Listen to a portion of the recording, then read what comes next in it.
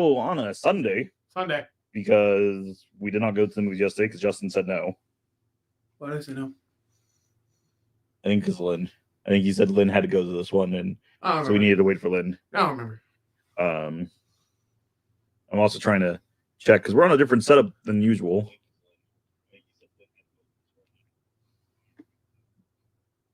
You need to be closer to your mic. I need to be closer to my mic. Oh, hell. Okay. There might be a little bit of an echo. We are sitting right next to each other for once. Yeah. And the studio is in very much shambles at the point. Normally, if we were next to each other, we're actually on the couch, which is now over there. But there is nowhere that would be set up at the moment because of Lorcana. Straightforward. So we did get done watching the movie. We will start off like normal with I guess I don't need to say that my name is George. You screw everything up while you're here. Oh yeah. There we go. We've got thoughts. We've got opinions. We will start off with non-spoiler. We'll go from there.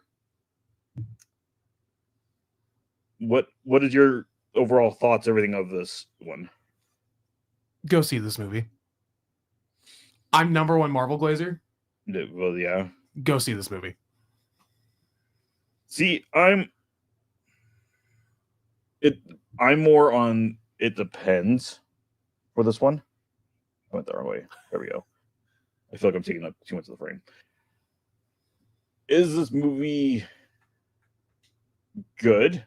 Yes. However, and this hit me when we were on our way out. We were loading up the cars, taking off. Getting out of the car in front of me was a family of 4 with 2 little ones, one in a Spider-Man jacket and one in a Spider-Gwen jacket.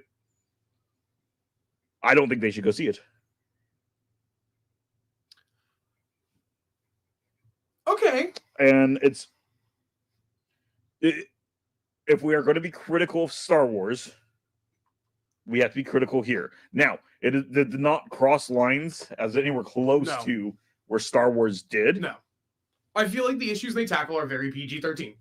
It is. It stays true to its rating. Yeah. I cried. I will be honest. I cried. Because this one touched into mental health. Yeah. A lot. Yeah. Justin's over here saving me because he knows kind of the battle over here I'm back and forth on. It's a lot. Mm-hmm. And like even now I'm thinking back to some of those scenes and I'm getting teary-eyed thinking about those scenes. I think Marvel really knocked it out of the park with handling mental health. Yeah. I think they knocked it out of the park with this. Yeah, because this one is this one's all over the place. Bad though. I'm going to call it bad. Okay. I think the writing is very sloppy in this film. There is a lot of realism to it. Okay. But like the character writings, the pacing is very sloppy. I'll give you pacing. It feels like they wanted to do more, but they had a set runtime that they were given. So my concern this whole time going into this movie was straightforward. I didn't think any of them had earned yet a mashup film. Okay. It felt like none of them had earned a mashup film, and we were trying to figure out how to make a mashup film out of it. Okay. This is a Yelena movie. This is a Yelena movie. If this had been made a Yelena movie and a Bob movie. No, like if this had just been ran as a Yelena movie, still keeping the story the way it was. If it was marketed as a Yelena movie? I think it'd be fine. Okay. I think it would be better off. Advertising it as the Thunderbolts, nobody cares. Advertising as Yelena, still a lot of people don't care. But it's more. Okay. I see what you're saying. Because, again, straightforward, Temu Captain America, I still don't care. I understand your sentiment with that. MCU Taskmaster, I still don't care. I do not care. Ghost, I still don't care. The Red Guardian, I appreciated more in this film. I love Red Guardian so much. I still do not care for the character. I've never cared for him in the comics, but I appreciate him more. But if this was advertised as the Elena movie, I think it would do better. Okay. Before we go ahead and we go into spoilers, I'm going to go ahead and first off, I'm going to start off with, I think we said 600. It wasn't going to break 5 is where we were. I said 4. You said 4. I was lowballing. You said 5. I was in that. That's right. Because I was up to 480. Yeah.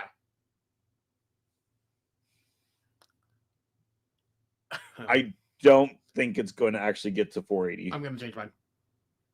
I'm going to go ahead. I think it's going to come in. Okay. Normally with a good Marvel film that brings a lot of people in the second weekend, you have clapping and such at the end. Our theater was dead silent because this is an emotional film. That's going to hurt the comic book fans. Comic book fans are not really emotional film movies in the nicest way. Okay. I'm gonna change. I'm gonna shift downward, and I hope to be proven wrong. I'm gonna shift downward. I'm gonna go 4 to 425. I'm still gonna keep over 4, but 4 to 425. I'm gonna shift up to 450 to 80. See, I think you're a little high. Have you seen any numbers yet? I haven't. I've been trying to keep away from it. Okay. It came on my timeline. It came on your today. timeline. I think you're going to be surprised. Again, probably not for the first few days. My bigger question is Friday. Mm-hmm. Next Friday, yes. Let's see. Where are we at? We're at to the top. Yeah. Are you talking domestic or global? Global is where I'm always at. Let's just go ahead and share this guy. Boom. So domestically, we're at 76 million as projected. Because again, we are on Sunday. Yeah. So they always kind of project that one. 86 worldwide. That I'm surprised by because we never seem to see any numbers for worldwide. Yeah. I don't know where these numbers then came from. So it's why I'm not really looking at the worldwide yet. Worldwide, I won't really look at until Tuesday because that's going to shift. Pre-sales 11.5, Friday 31.5, 22% drop already on Saturday, and then another 18% to Sunday, which we always will see us drop on Sunday. Yeah, I don't know. I think I'm gonna stay. I think the high end is gonna be 425. Okay. That was just a lot higher than I was expecting. Because what did Cap do in its opening weekend? 80? That was my next question. Yeah. I think that's the best comparison. We'll see if this computer will let me do it. Why wouldn't it? Because the MacBook, it always freezes on the screen. Oh, hey, this one got through. Brave New World. Yeah. Oh.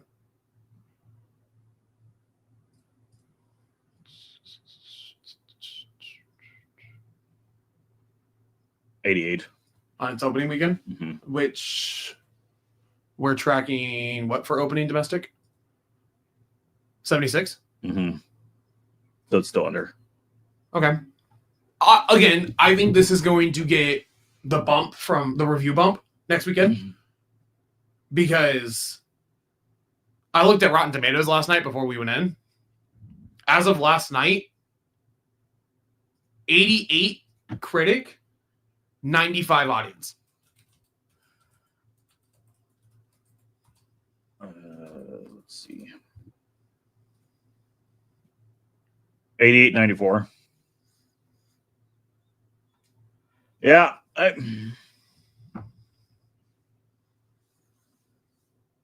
What is your out of 5? Normally we do this at the end, but I'm going to do this before we split and we'll have to defend ourselves in the spoiler version. Okay. Okay. I'm just. It's a 5. Yeah, see, I'm not that high. 5. I kept debating back and forth 4.5 to 4 Okay. is where I'm sitting. Yeah. And I think if your only issues are pacing, which like I think it is a problem, but I can look past that for what they're tackling. Correct. So when we're looking at just the issues of pacing, is where I'm sitting at a 4.5. Mm-hmm. However, I do have to dock down to a 4 for the characters, for character writing, because of character writing. Okay. And because again, yes, this is a PG-13 film.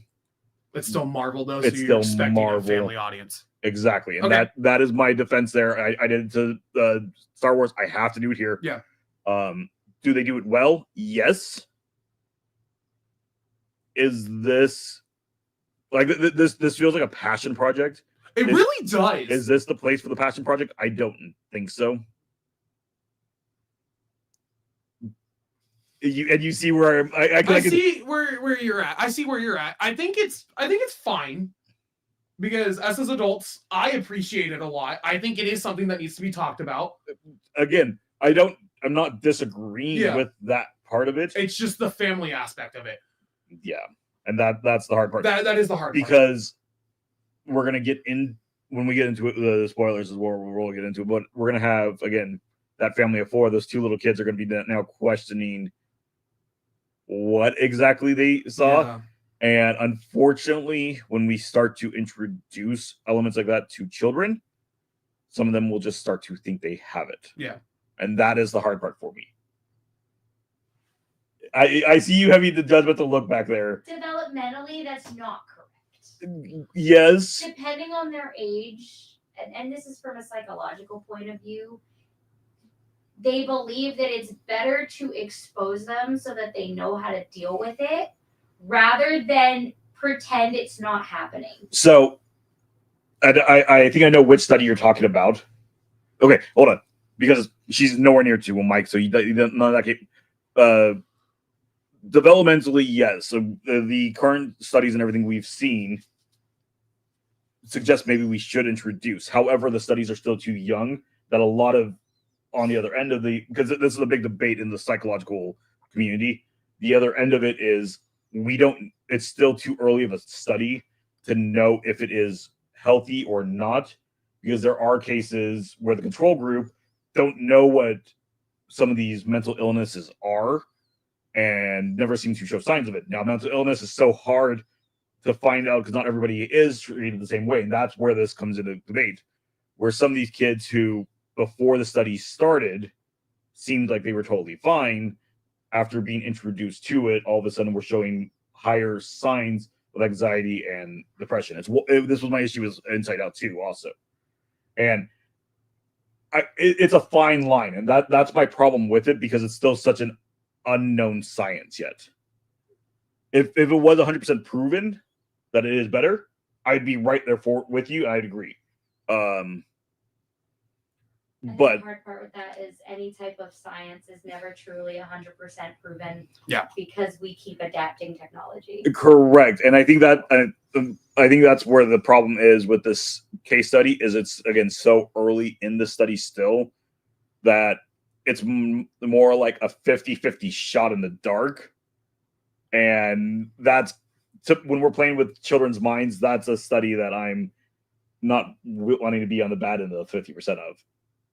That My thing is that yeah, if you introduce it to them, they probably will think, oh, well, I feel this, I have this. Mm-hmm. But in this aspect, they're not just introducing it to them, they're introducing the way to deal with it. That is a positive. In many cases, you see things like that, but they don't give an accurate way to deal with the problem.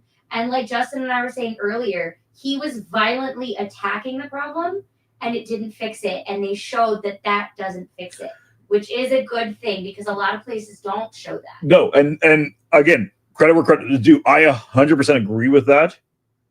But I will be honest with you with, I'm trying to figure out the best way to word this.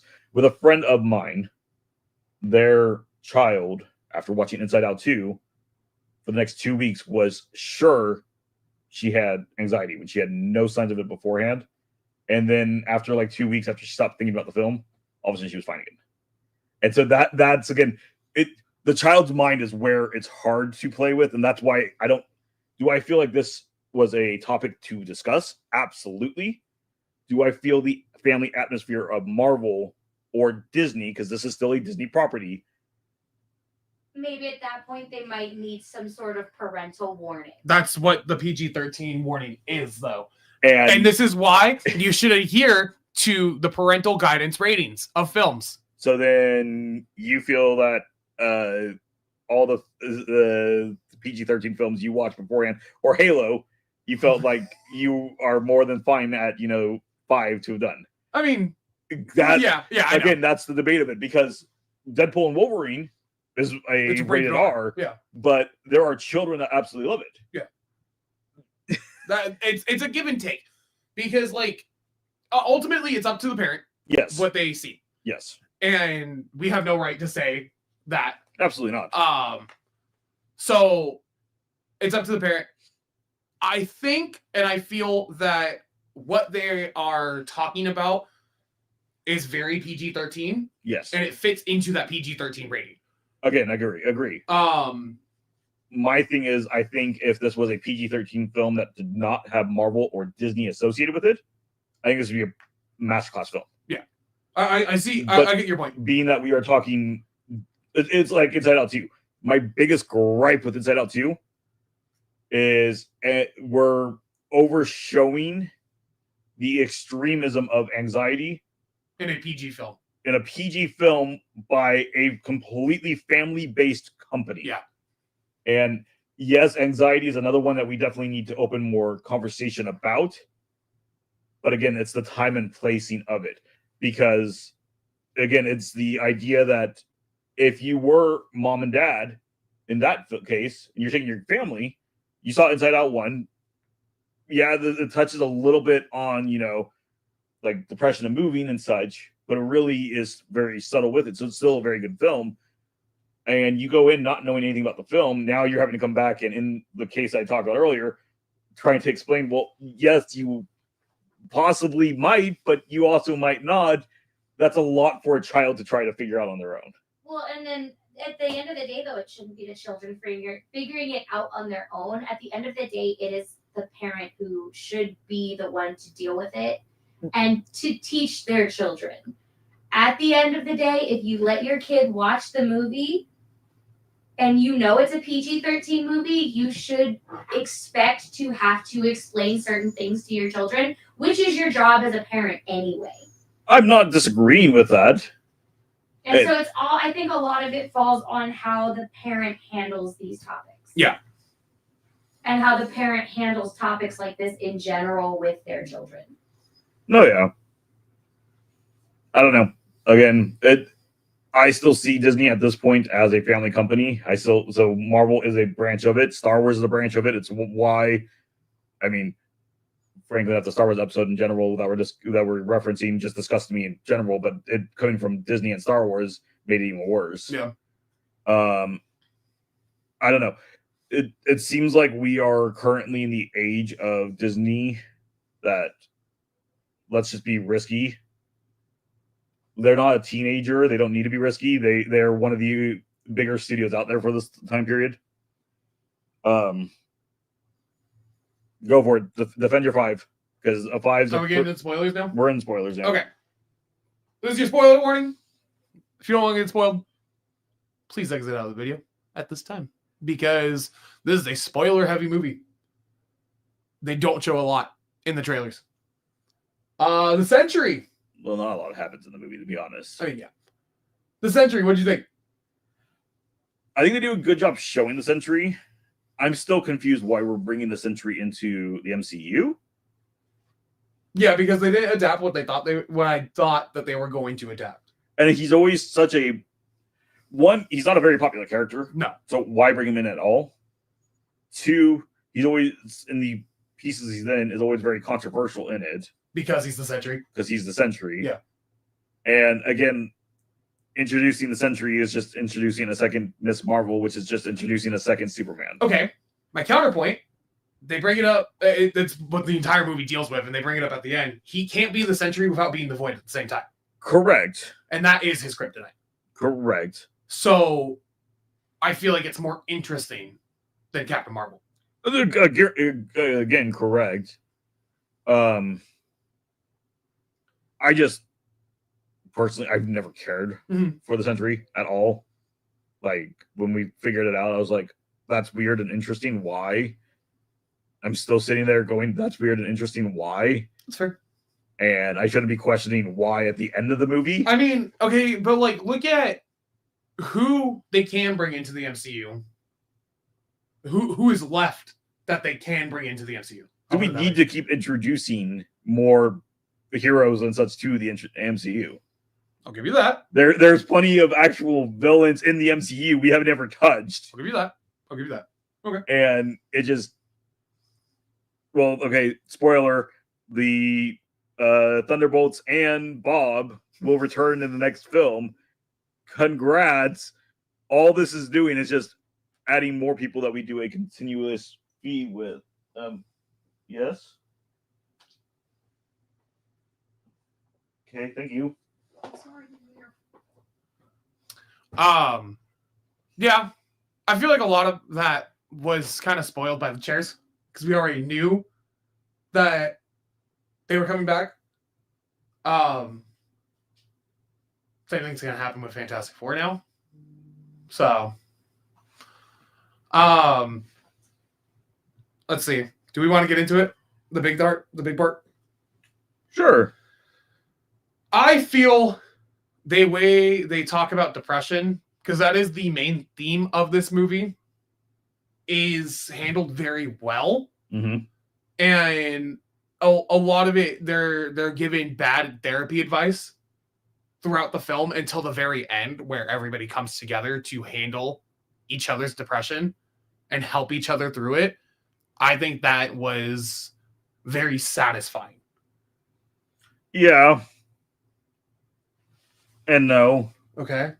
Yes, because you do need help. Straightforward. This is where we're getting to the part that I'm trying to be careful with how I skirt it. I have had an awful rough time in recent history, and I still have very rough times in very recent history. And yes, group. You need others there.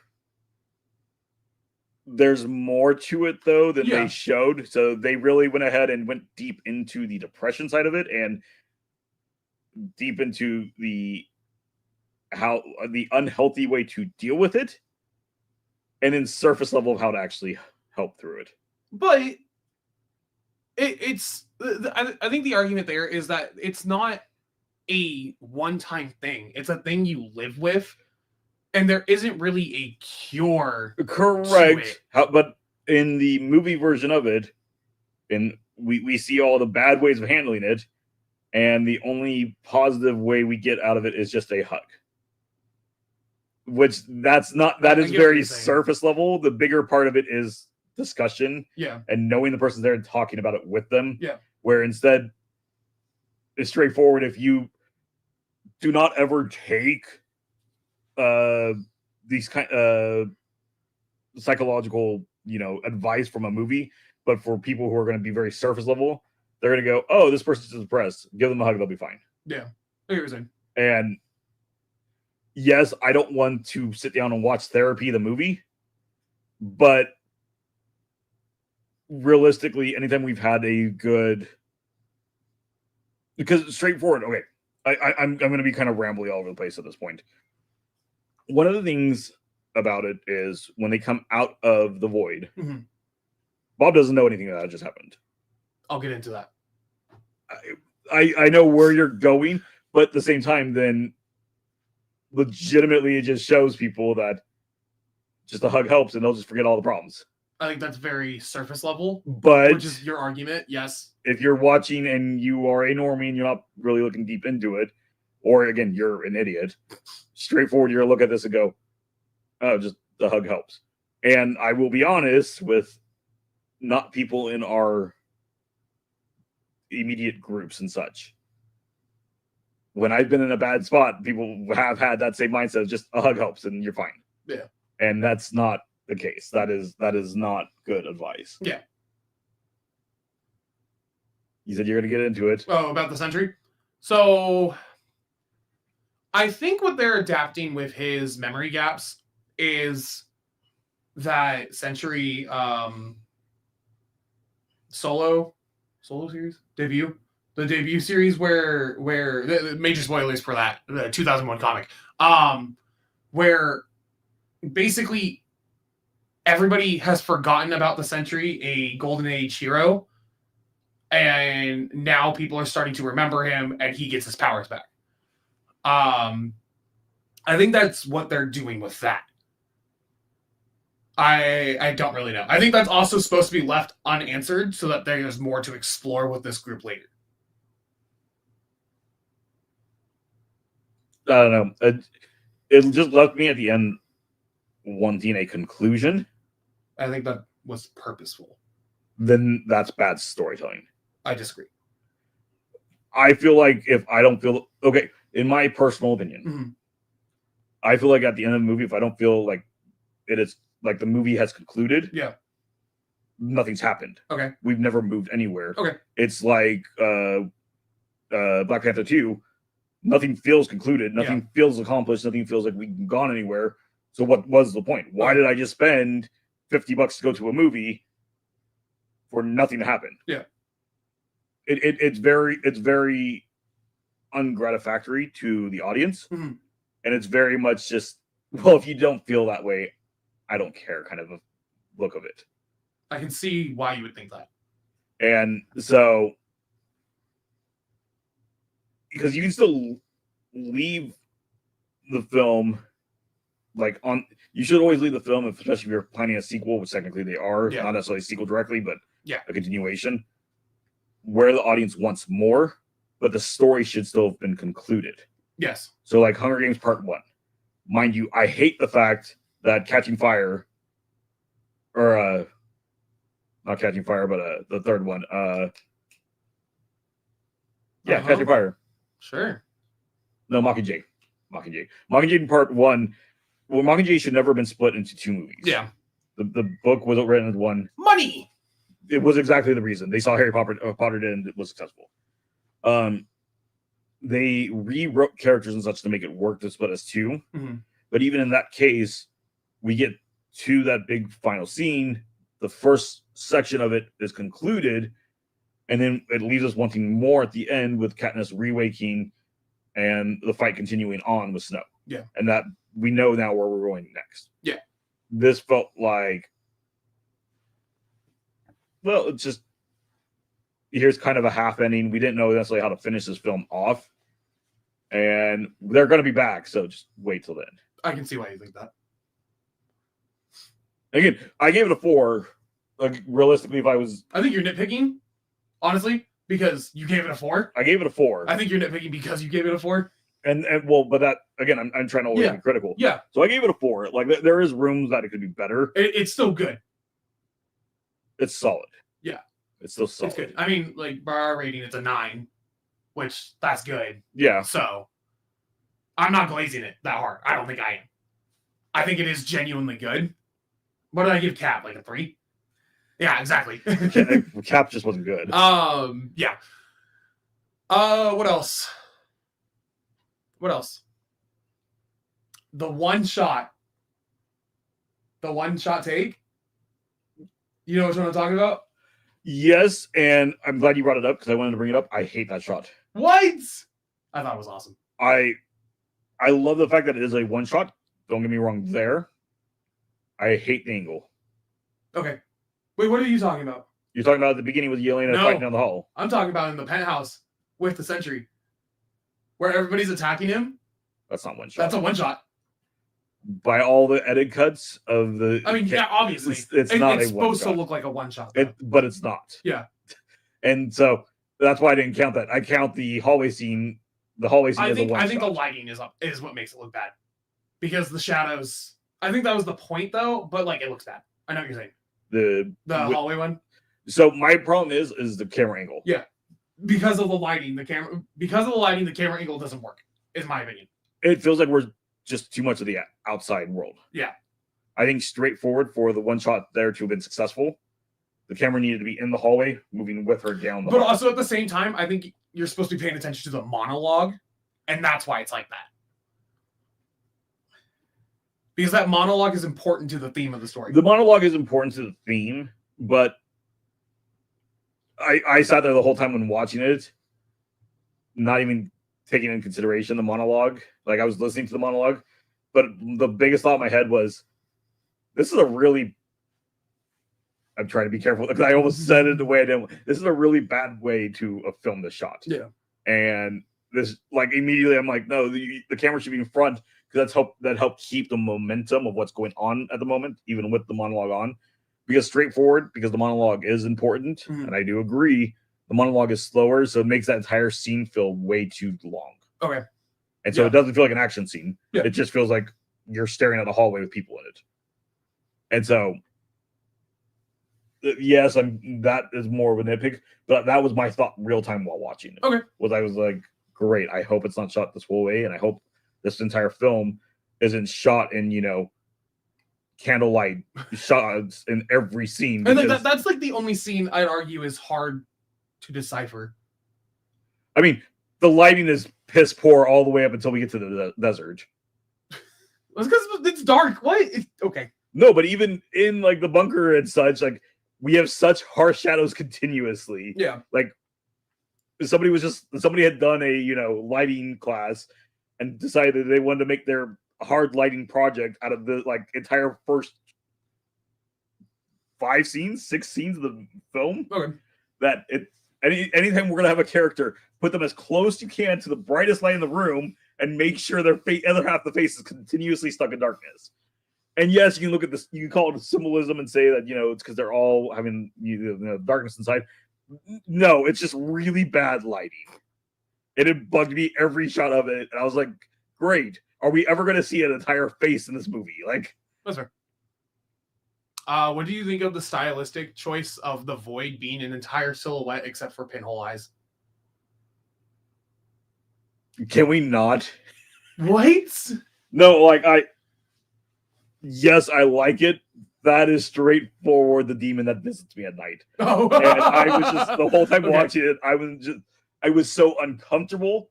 Not in a bad way. I think that's a good way. I think that's a good thing. But I'm just like, God, I don't like seeing you when I do see you. Please go away. And then when he laughs, you see the white of his teeth too. Oh my God. It's a really good stylistic choice, I think. I don't like it. I agree, yes, but I don't like it. What else? Oh, movie's good. Movie's solid. Movie is solid. Is the MCU back, George? I don't know. I don't think so. Not yet. This hasn't won me yet. Okay. The movie's solid. But I went to go see a superhero film. I don't feel like I watched a superhero film. Okay. I feel like it was more of a character study. Yeah. Than a superhero film. Yeah, that's fair. This is more of a character case study. This is more of a mental health case study. If I'm going to go watch a superhero film, I expect some action. There really isn't many action scenes in this film. There isn't. And so that's where people are making the whole statements and online that the MCU is back and all that, but this wasn't a superhero movie. At the end of the day, that's where I'm at. This was not a superhero movie. Was it a good movie? Yes. Was it a good film? Yes. Was it a good character case study? Absolutely. Is there good character development? Yes, I will give it that, because we're helping each of the characters through a very similar issue. I'd say every character has development in this movie. No. Except for maybe Ghost. Red Guardian is what I was going to say no to. Ghost. No, because he does. Not really. Maybe it's the illusion of character development. What is because he's very apathetic about Yelena's problems at the start of the film, but then halfway through Act 3, he realizes during her big monologue about her depression, he gives an actual emotional speech, and You see, straightforward. I don't call it character development. Okay. That is just him. He thought she wanted space, so she gave her space. Okay. And he fucked up. He realized he fucked up, apologized for it, and said, "I'm here now." That's really Okay. all that is. Okay. Because I thought you were gonna go, well, he seems like depressed at the beginning, and then he's all excited. No, he's now doing something. Like, there is no character development for him. At the start of the film, at the end of the film, he is still the exact same Red Guardian. The only difference is at the end of the film, They shaved his beard. I hate him even more than I do at the beginning of the film. Why? Because they shaved his beard? The beard bugs me, yes. Yes, I will give it that. He's even more full of himself, which I did not think they could write into the character than they did in the comic books, and they go even further in this at the end of the movie, which makes me hate the character even more. I cannot stand this character. I think he looks extra weird without the beard at the end in the post-creds, because he just looks like David Harbour to me now, but he's speaking with a Russian accent, so it's just weird. Walking around in a NASCAR suit. I love Red Guardian so much. Why does it have sponsors on it? How did he get, like, are these knockoff? Like, what in the world is going on Did at you the read end the of sponsors? Yes. The real company. Yes. Okay. A lot of people are saying that this is the first project post-overhaul of MCU. Would you agree? What do you mean the first? Elaborate a little bit more for me. So, you know how they went through the writers overhaul back when like Deadpool and Wolverine was still in development. Okay. People are saying this is the first project to be like directly affected by that and be like written in that overhaul. If so, then this would be no, because you said this would be the first one. So I would disagree, because the writing of this and the character writing is very extremely similar to Cap. Okay. And so whatever team, it's probably the same team or similar team, because it's a very almost identical writing style between both films. And again, our problem with both films that we discussed, the biggest thing was timing and spacing. That's a big issue here too. Yeah. Because straightforward, we keep having, like in this film, go scene, slow down, immediately stop, and back to fast. Yeah. There is no grays in between. Okay. And there's no build in between, which is what hurts the writing, in my opinion of it. The character writing. This is where I have to be careful with character writing, because the character writing in the good aspects is the characters are very much hiding continuously, which is what they're supposed to be in this film. More than any other time we've seen them, which is a bit off and a little jarring for the characters, because they need them to be this far in this film in order for the film plot to go forward. Yeah. Which, frankly enough, a lot of this post Endgame Marvel has been like this, of we need to force this character into this, I'm going to word it this way, but I don't mean it this way, stereotype. Yeah. In order for us to tell the story in the stereotype. Okay. And it doesn't matter how they were told beforehand, they're now here in order for us to go forward. I see. And so it feels very much the same writing, in my opinion. Okay. Well, speaking of Marvel Studios, Feige said recently this week that they're going to move quality over quantity, and which means we're only going to get 1 to 2 Disney Plus installments per year, and films will take priority. I mean, that shouldn't be anything new. That isn't, but that should be how they've been. Yeah. Which tells me that Marvel did not care about quality for the last few years. Yeah. I don't think it's necessarily Marvel's decision, though. Well, I think it was higher up than Marvel. Yes, but at the same time, Feige technically would have had grounds to fight. I don't think Feige cared, to be honest. I think Feige just looked at money. Okay. And frankly enough, let's be honest, the better the studio does and makes money, the more she gets. So if he can push out a ton of films, he's getting paid more. Yeah. And that's really where he's probably been. Yeah. It doesn't make it right, no. But is that the way the world works? Absolutely. Yep. I don't know. We'll see going forward. I'm still not very sure where we're gonna go. I'm still not excited for Fantastic Four. Okay. And Doomsday at this point, I don't see it being financially successful. But again, that's just the debate back and forth of where we think the cost is going to be in. Yeah, we won't really know anything until like 2 weeks beforehand, probably. We'll start getting early numbers Yeah. because of all the people on this project. Yeah. I don't see this being a huge financial success on this one. Again, I don't see losing money, Mhm. so it's going to do better than Cap. Yeah. But breaking even is not what a studio needs to do either. No. Because at that point, then why pay for $500 million movies? Yeah. I'm still going to say Marvel and Star Wars, their budgets are too big. They're too bloated. Yeah. And that's what's killing them. Yeah. I really want Superman to blow both Thunderbolts, Cap, and Fantastic Four out of the water. I think that's what MCU needs right now.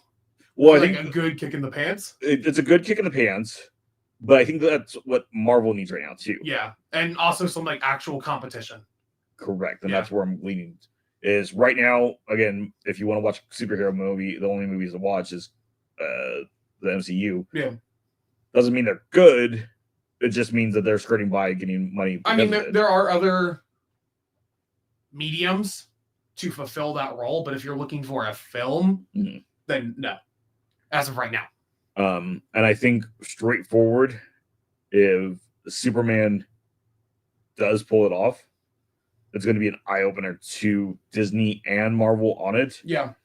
Because again, as far as we were being told by James Gunn and such, we're restarting the DC universe, but he said he's also trying to be very faithful to the comics version of Superman. Yeah. And go back to older storytelling styles, not current storytelling styles. Mhm. It's the way we're going to skirt around that line. Okay. Because I know you know what I'm Yeah. saying without saying. So, no, it's a 4 for me, 5 out of you. That's a 9. I think you defended yourself well. I think I defended myself well. I think you see where I'm coming from. I think 9's a fair score for this movie. Yeah. I was like looking. I forgot where we're at. So we're a 88. little higher. Than critics, but a little lower than audience. I think that's fair. Yeah. Yeah. Overall, pretty good movie. Don't take children, in my opinion. That's fair. If they're teenagers, then Yeah. you're fine. Yeah. But young kids, I'd skip. Any last minute remarks? No. Cool. If you made this part of the video, be sure to like, subscribe, and until next time, see you later. Bye.